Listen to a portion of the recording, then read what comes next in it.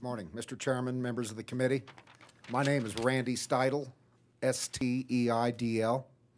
I am just one of 20 former death row inmates who spent time in Illinois for crimes they did not commit.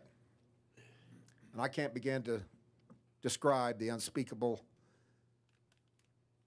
visions that I saw when I was sentenced to death, including my family. I went to death row in 97 days on the word of a town drunk and a mentally ill woman that the prosecution and police officers continued to put into rehab in order to get him fit to testify against me. No physical evidence tied me to the crime, and I had a corroborated alibi that remains corroborated to this very day.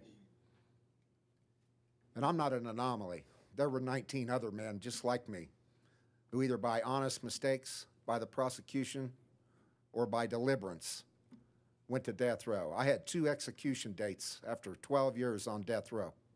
Ended up with life without parole, 5.5 years of that, which I found to be a far harsher sentence than 5 minutes on that gurney. I knew I would be released someday. I wouldn't have had to continue to suffer, and my family wouldn't have had to continue to suffer.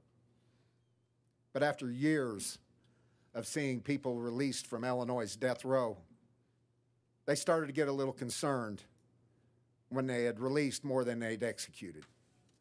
So for the last 11 years, they've been studying this and studying it and studying it, and finally realized the only reform to be made to this system was repeal.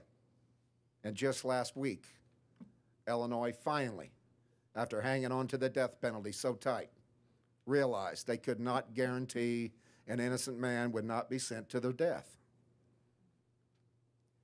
And I believe every state has an alternative to that. It's life without parole, and it means just exactly that. Let these vicious killers spend the rest of their life in prison until the day they die, and then they can burn in hell. You don't risk the possibility of executing an innocent person. You can release an innocent man from prison. I'm living proof of that. But you can't release him from the grave.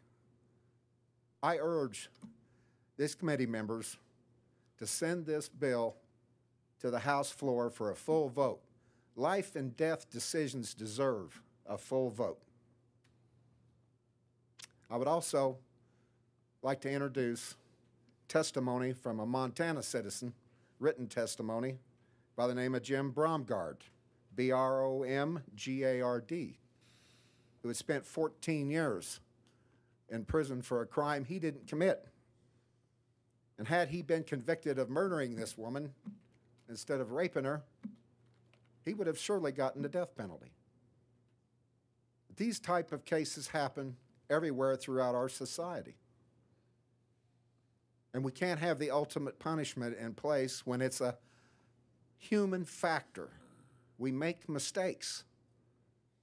And why people believe that the justice system does not make mistakes when time after time after time we have examples. And I'm just one of 139 others in this country that went to death row. But I respectfully submit this written testimony of Mr. Jim Bromgard, and thank you for your time.